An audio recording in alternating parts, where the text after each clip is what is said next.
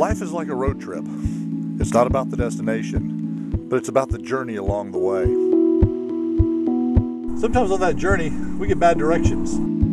Fall asleep at the wheel, maybe even take a wrong turn. And before we realize it, we've crashed.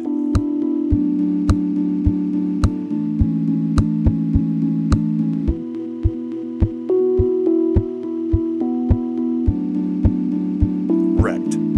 Biblical defensive driving course for the highway of life.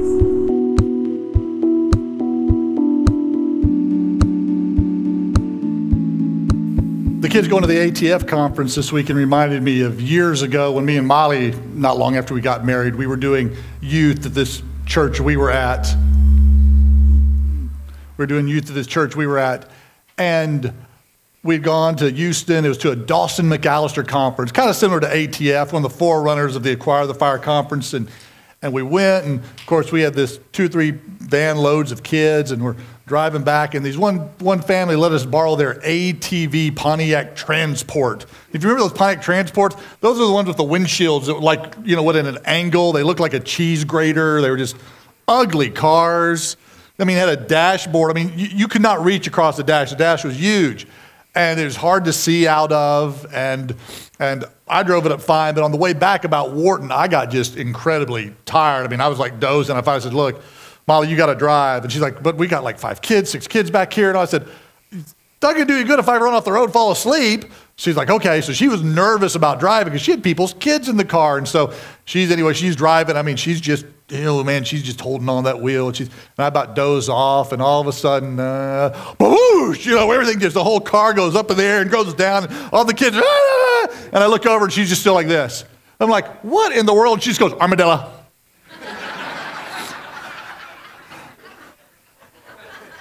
I hate armadillos. Bane of my existence. Speed bump. She was just so focused. I ride motorcycles, and one of the biggest banes of existence of motorcycles is armadillos, because they're just moving speed bumps.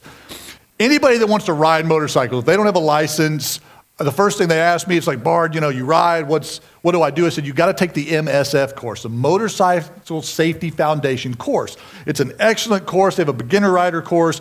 They provide the motorcycles. You don't even have to have a bike, and they will teach you to ride. And when you get done, you can basically go down to the DMV, hand them the paperwork, and they'll give you a license, because that's how comprehensive the course is.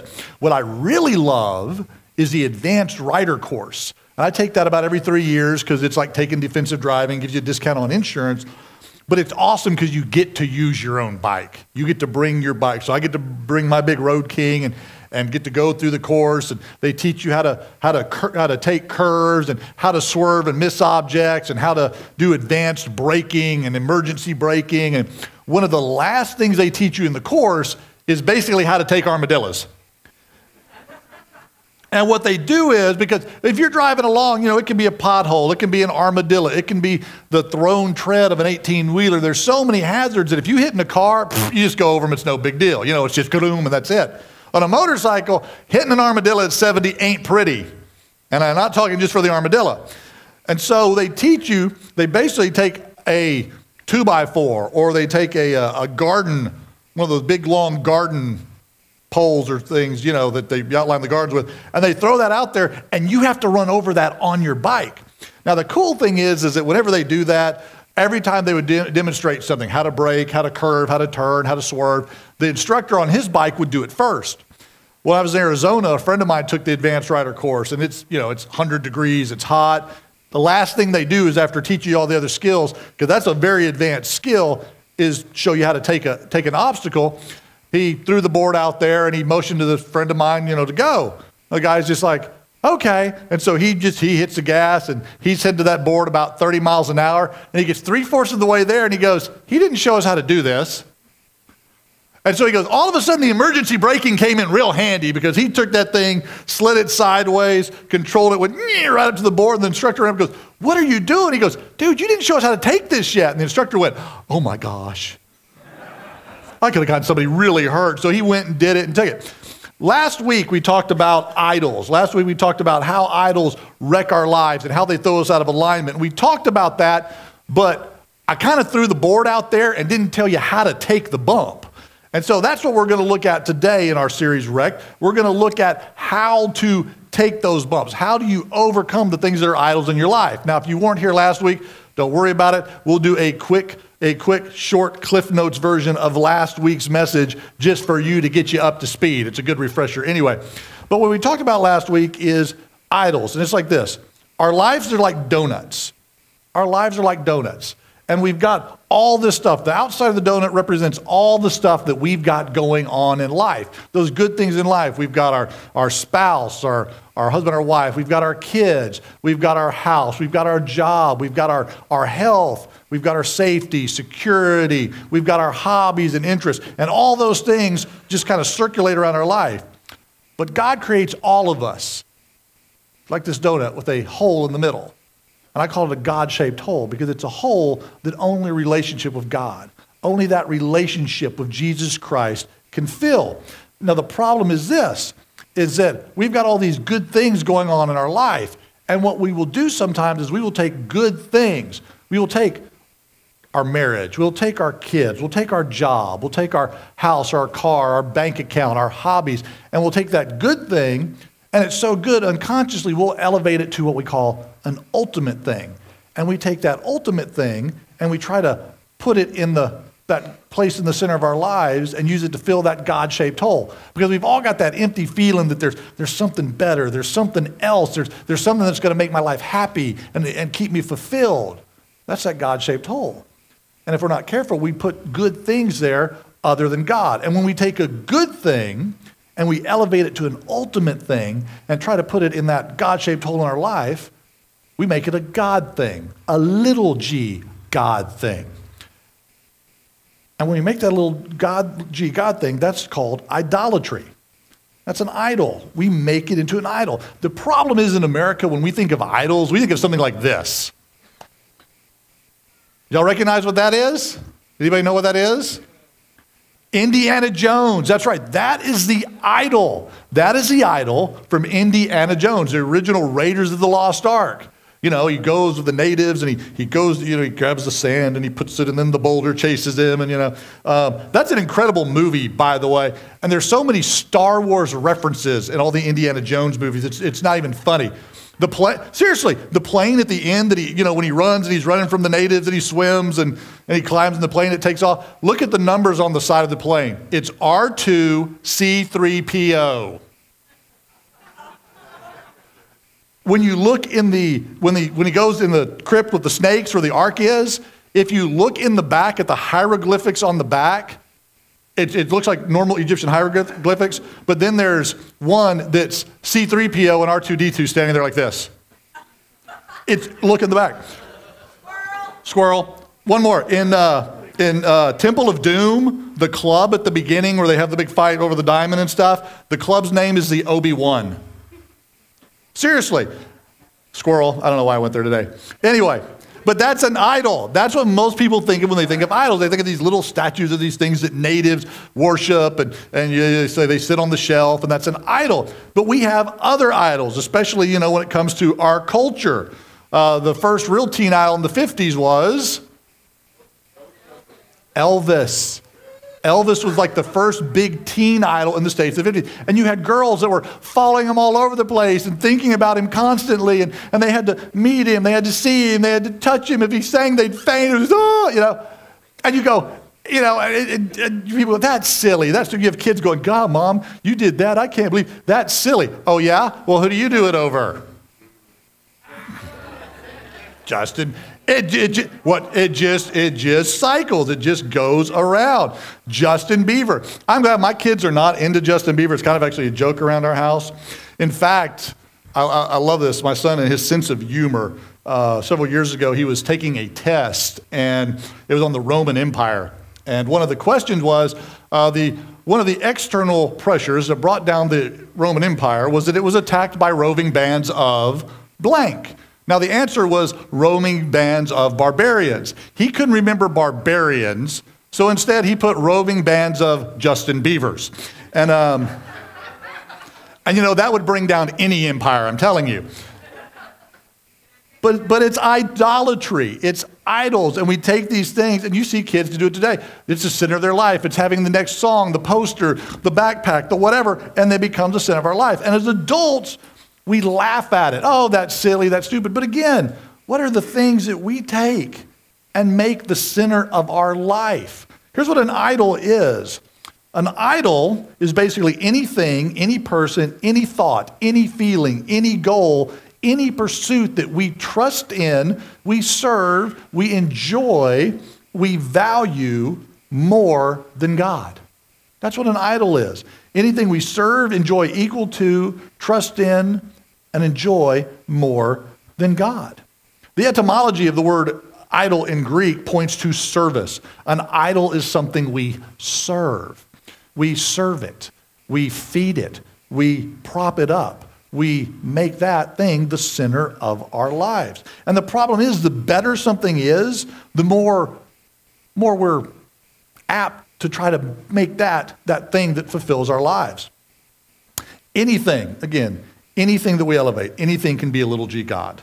And that's what we have to look at, because they are dangerous. And again, idols aren't nothing new. I mean, you have Justin Bieber, you have Elvis Presley, but you go all the way back to ancient times. If you got your Bibles, open them up to Acts 17. We looked at this verse last week. It's on the handouts we gave. And if you've got, if you have an app, an iPhone, an Android, any of that stuff, go to the YouVersion, get that Bible app. It's called YouVersion. It's a great Bible app. And if you get in the menu and you go to Live, you can type in Renegade, and all the notes for today's message will be on that for the following week. So you can follow along there.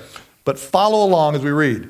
Acts 17, picking up in verse 16, Paul was waiting for them in Athens. Well, Paul, Silas, Timothy, they had taught in Thessalonica, been run out of that, went to Berea, were accepted in Berea. Then some of the Thessalonians came and were making trouble. So Timothy and Silas stayed behind to kind of run interference, and Paul slipped out to Athens to wait for them.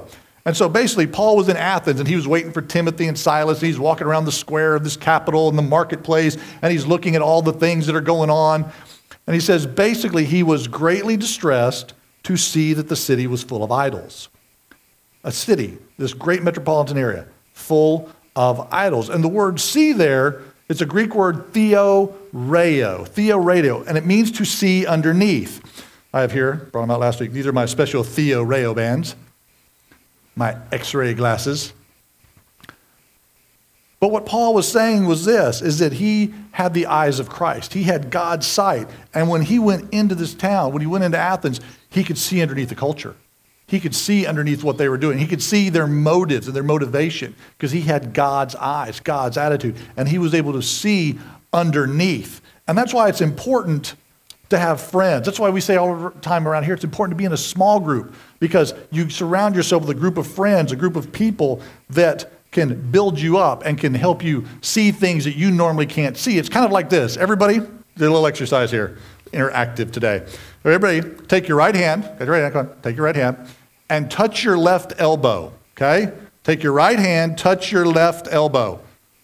Okay, some of you don't know your right from your left. That's okay. Right hand, left elbow, okay? Now, that's easy, right? Okay, now, take your right hand, and with it, touch your right elbow. Well, you can't do it? You see, there are certain things in our life we cannot do alone. Now, anybody else could reach over and take their right hand and touch your right elbow, couldn't they?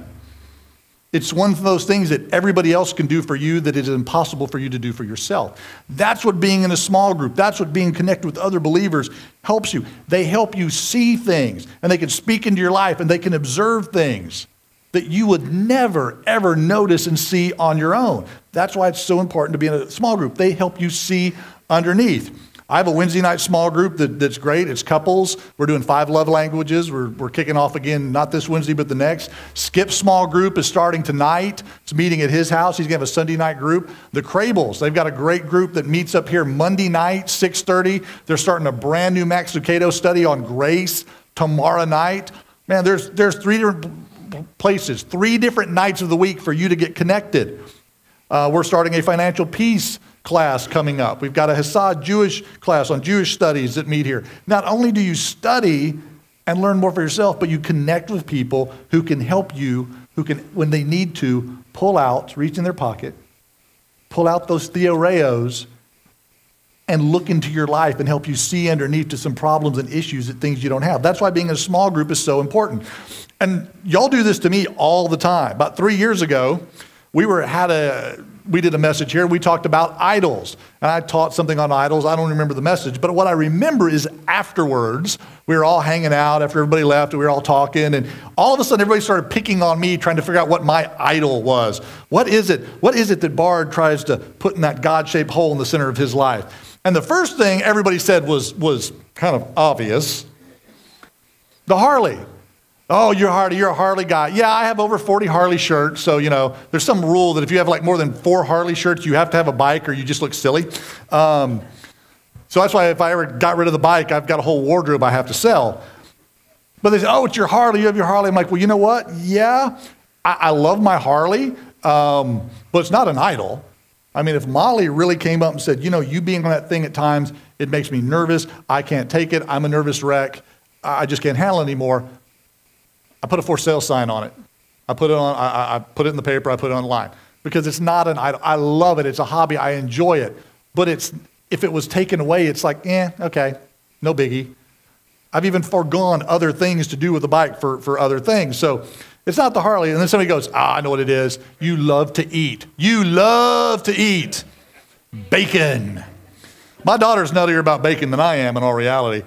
I guess people have seen that because if there's a bacon t-shirt or a meme on Facebook or something, like 5 people posted on my page. So, it's like all of a sudden I get like 10 notifications and people have posted, the bacon roses or the new bacon t-shirt or the turkey wrapped in bacon. And so and I love food. I do. Don't get me wrong. I mean, Food Network is one of my favorite channels, but it's not, no, I'm like, nah, it's not that.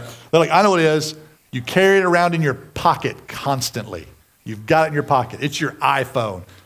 Okay, I do love my technology, and yeah, I teach off an iPad. I do love it. Do I get a little twitchy when I don't have it, when I forget it somewhere? Yeah, but that's because so many of y'all contact me, text me. I don't know how many impromptu counseling sessions I do via text. So it's like if I don't have it, I don't feel like I'm in touch with y'all, and I don't feel like y'all can get me when you need me. So it's more of a work thing because there are times I'll turn it off, I'll shut it down, I'll let the battery run out, and it's like, oh, darn. Shucks. Said, nope, not my phone. Ricky King. Ricky goes, I know what it is. I know what it is.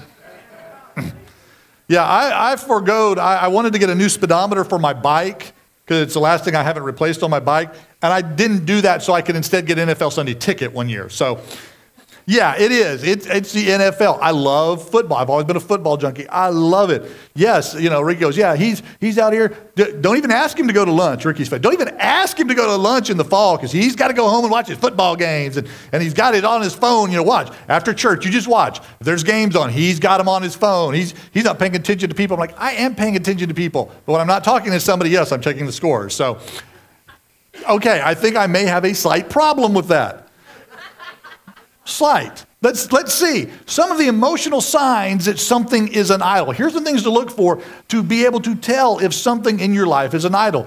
If it's taken away, or the threat of it is to be taken away, do you get angry? Let's see. The TV goes out when I'm watching the game. Do I get mad? Okay, yes. When the Cowboys do something goofy, do I get mad? Yes. Now, here's the thing. This is how bad it is. A couple of years ago, I was sitting there watching the Dallas game, and apparently I have 3 sayings that I yell at the TV whenever I'm watching the Cowboys. You got to be kidding me.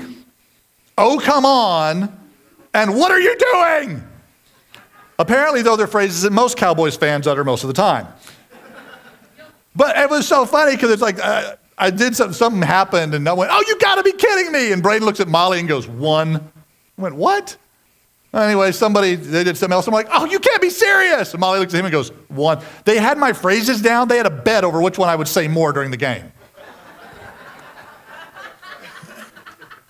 Anger. Okay. Well, let's see. What's another sign that something might be an idol? Disappointment. Cowboys. Let's move on. Bitterness. Let's move on. Fear. Tony Romo drops back for a pass. Let's move on. Despair. He threw the pass. Let's move on. Yeah, I think I might have a problem. I might have a problem. But those things, that question to ask you, if the thought of losing something makes you angry, if you're expecting it to happen and it doesn't happen the way you want and you get on a regular basis, you get disappointed. If it makes you bitter about stuff, if the thought of losing it fills you with fear, and the thought of it not being there makes you depressed, you might have an idol problem. Because again, an idol is this. An idol is something we feel so strongly about that if we lose it, we feel our life might not be worth living. That's what an idol is. And anything can be an idol. Again, our spouse, our children, our safety, money, social standing, our good looks, physical appearance, health. Any of those things can be idols. Well, let's look real quick at how idols throw us out of alignment and how we can get back into alignment. The first thing idols do, and we talked about it last week, is idols wreck our purpose. They wreck our purpose. Rick Warren, in his book, Purpose Driven Life, the very first, I love that book. If you haven't read that book, I highly recommend it. The very first line in this book says this: it's not about you. It's not about you. And when I first read that, that hit me, because everything in my life was kind of about me, but that really spoke to me. It's not about you, because that's the main thing we put in that God-shaped hole in the center of our life. It's us. It's what makes us happy, what makes us feel good, what brings us life, what brings us reward. That's what we put in that God-shaped hole. And when Rick said it's not about you, he had it absolutely right. Because we make it all about us, we turn ourselves into the idol, and it wrecks our purpose. It wrecks our purpose. What is our purpose? Our purpose is to worship. God created us to worship him. And when we put something else in that God-shaped hole in the center of our life, we worship that. We give our time, our talent, our treasure, our efforts to that. And it takes God's place. And it wrecks our life. It doesn't bring us fulfillment. And we wonder what's wrong. Here's what worship is. This is what worship is. Worship is my life's response to the thing I value most. Life's response to the thing that I'm trying to fill that God-sized hole in my life with. And if it's not God, it's going to throw you out of alignment. Well, how do you get back into alignment? It's very simple. Turn your worship back to God. Pull whatever it is out and put God back in his proper place. Worship God, not that thing. This is what, and again, it's not just our modern society that does this. It's been going on since the beginning of time. Look at James, chapter 4, verse 8. This is James, Jesus' brother talking, half-brother, and he says this. He says, draw near to God, and he will draw near to you. Cleanse your hands, you sinners, and purify your hearts, you double-minded. Draw near to God, and he'll draw near to you. Because when we put something else in this God-shaped hole in our life, we push God out. And we push God further away. When we take whatever it is out and put God back in his place, we draw him back in. The last last word in that verse, double-minded. And double-minded is a Greek word, dipsukos. Dipsukos. I love that word. It means divided interest. It means trying to be focused on two things at once. It means divided attention. And that's what we do. We divide our attention. We try to put two things in this hole at once, God and something else sometimes. God's a big God, and there's only room for him in here. You can't squeeze anything else in. James also uses that word, the word double-minded, dipsukos. It's only used twice in Scripture, and both are in James. Earlier, he's talking about an individual, and he says he's a double-minded man, unstable in all his ways. Again, dipsukos, double-minded. You can't serve two masters. You can't do two things at once. You can't make God the center of your life and something else the center of your life. You can only have one center of your life at a time.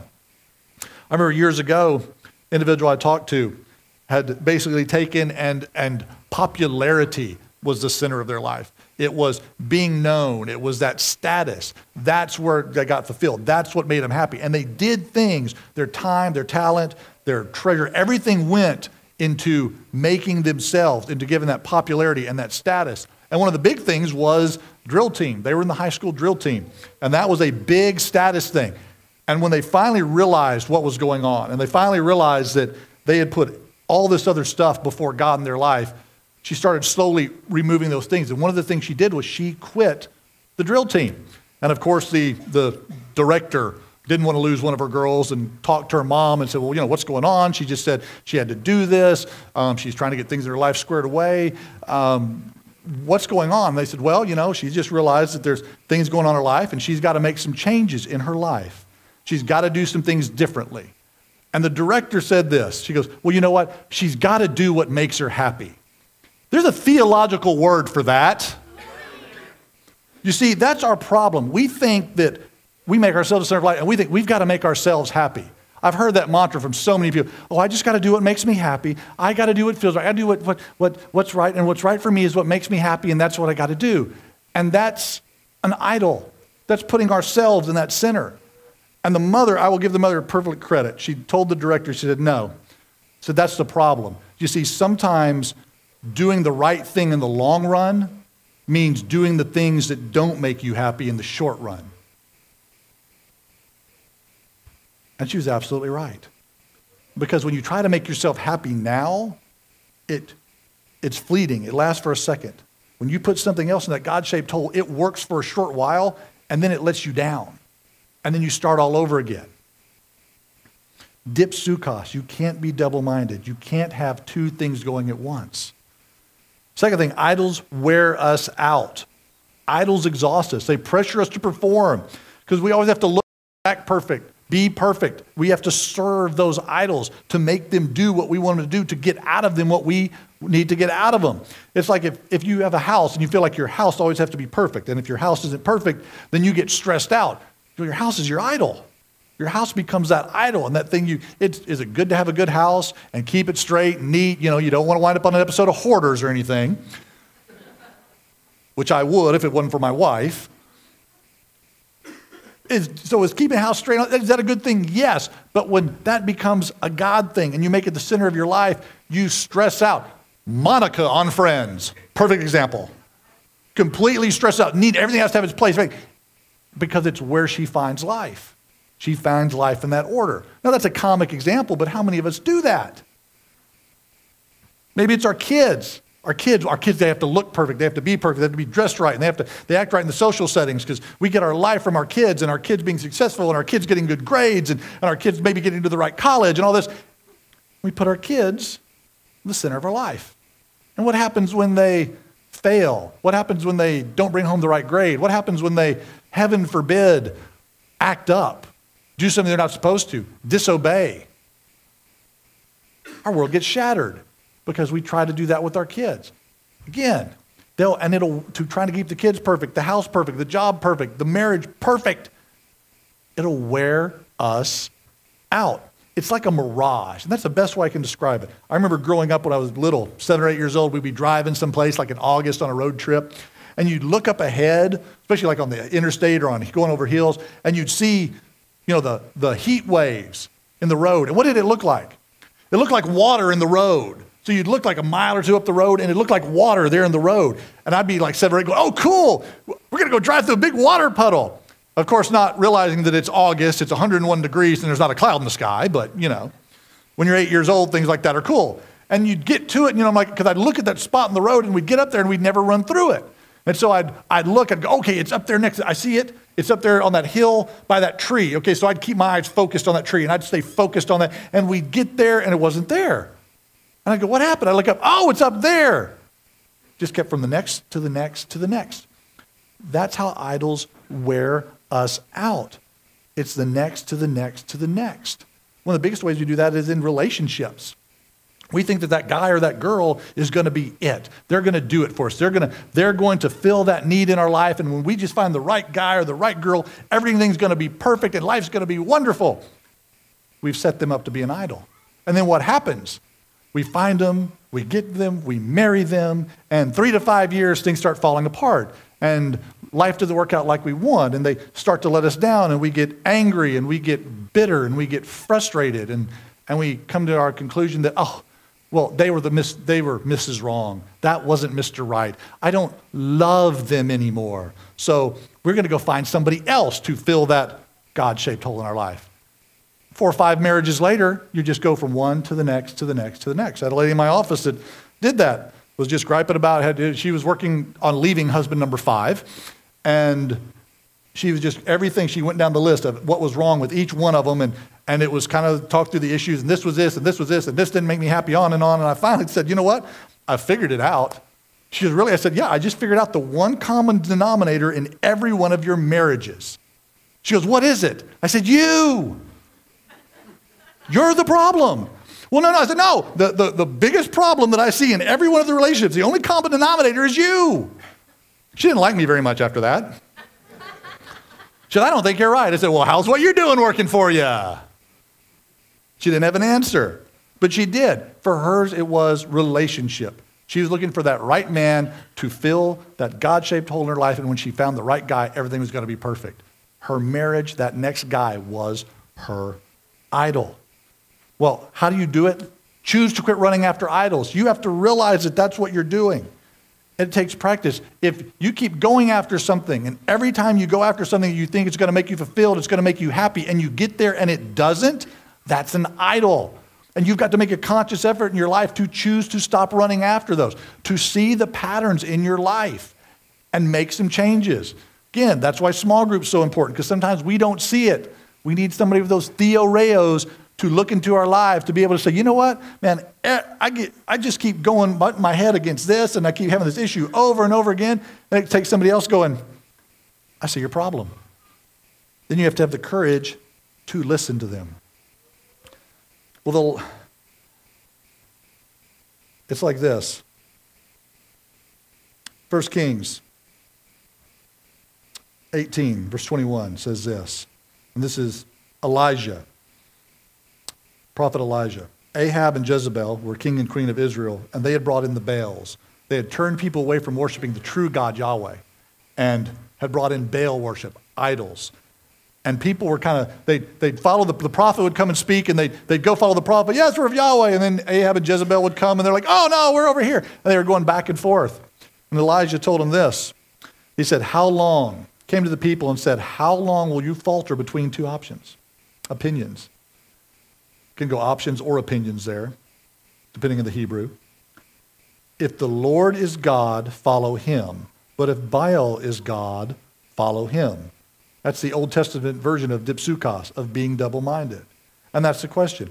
What are you going to follow? You have to choose which one you're going to follow.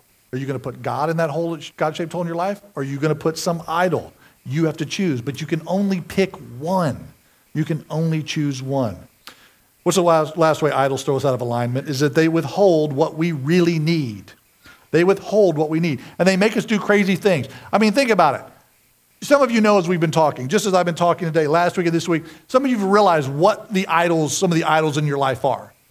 The relationships, the job, the money, the whatever. And you know you've done some crazy things trying to hold on to those things. You've done some just crazy things trying to hold on to them. Chasing after idols is this. It's like drinking salt water. Got a little more here. But that's what it is. See, we think this is going to be wonderful and this is going to be great. And we think, oh, this is going to be great. This is going to be awesome. I am so thirsty, and this is going to quench it. This is going to be good. This is going to fill me up. This is going to be awesome. This is going to be what, this is what I need because, man, I see this. This is what's going to bring me life. This is what's going to help me. This is going to make me fulfilled. This is going to be awesome. Oh, God, that hurts. And then so you get thirsty because, when you get thirsty, so you go, man, I am so thirsty. I need something to make my life. Oh, there's some water. This is going to be awesome. Oh, that's good. And what do? Okay, if I keep drinking this, you're going to think I'm an idiot, right? Okay? So why do we do this in our lives? Why do you keep doing this with those things that you chase after them and you think this is going to be it? And then you get a full drink of it and it doesn't quench your thirst. It leaves you drier and thirstier than before. So instead of going and grabbing what you need, you go and you grab the same thing again and I'm not going to do it. You take another drink. This is what Scripture says. Look what Scripture says. This Jesus talking to the woman at the well. It says this. Jesus answered and said to her, whoever drinks this water will thirst again. But whoever drinks the water that I give him will never thirst. And the water I give him will become a fountain in him, springing up into everlasting life. See, Jesus says, when you chase anything other than me, pursue anything other than me, it's like drinking this salt water. It's going to leave you thirsty. It's going to leave you dry. It's not going to satisfy you. It's not going to quench you. In fact, you're going to suck it down, and you're going to be worse off than you were before. But if you find the good stuff, the living water, the water that I'm going to give you, this is what's going to quench your thirst. Oh, that's good. That's real good. This is what's going to bring you life. That's what Jesus is saying. How do you get how do you get back into alignment? Quit drinking the salt water. Quit chasing those things that mess you up. And then they mess you up and you realize they mess you up. Quit. Get people around you to tell you to quit, to help you quit, to talk you through quitting. Get back into alignment. And put the proper thing back in that God-shaped hole in your life. Because here's the thing. You're never in control of your idols. And that's kind of the last thing. You are never in control of your idols. You think you're in control of them. You think you can handle it. You think you can do it. You can't. You are not in control of them. So you've got to ditch them. You've got to put them in their proper place on the outside of your life and get them out of the center. Quit making those things the center of your life. Renegade challenge this week. Admit the things that are the idols in your life. Sometimes that's the hardest thing to do, is to admit that our kids are our idol, or that our job is our idol, or that our hobbies are our idols. You've got the first step to overcoming any problem is admitting that you've got the problem. And the second thing is in putting them in the proper place. Getting yourself right, putting them on the outside of your life, and putting God back into the center of your life. Because that's the only way to overcome these idols, is to put God in the proper place. Because God is a jealous God, and there's only one room in that center for one thing. God or your idol. You have to choose. Let's pray. Father, we thank you for this morning, for this time we have just to dig into your word. Father, today I pray that you just help open all of our hearts and minds, and that you help each and every one of us see the idols that are in our life. And if we can't see them, that you help bring other people around us, people that have on a good set of theoreos, that they can look through us, into us, see the areas we're failing, and help us identify the idols in our life. Then, Father, I pray that you give each of us the courage to do what we need to do to put those idols in the proper place. Because again, so many times they're good things, and you give us those things. You give us those good things. We're the ones in our sin nature that just take them and put them in the wrong place. And that's what I pray, Father, is that you help each of us take and put those idols in the proper place and put you back where you belong in the center of our lives. I pray today that you help us not just be hearers of the word, but you help us do the word. Take what we've heard with our ears, put it in our hearts, and then take it to our feet and our hands. Because our goal is to be better today than we were yesterday, better tomorrow than today, and better means more like your son, Jesus Christ. And the only way we can do that is to put him and you in the center of our lives. Because we're ordinary people, and we're just so thankful and blessed that we serve an extraordinary God. And by serving you and worshiping you and following you, applying your word to our life, we can go from ordinary lives to extraordinary lives. And I thank you for the opportunity today that we have to do that, to change who we are and do it for the better. In your son's name we pray. Amen.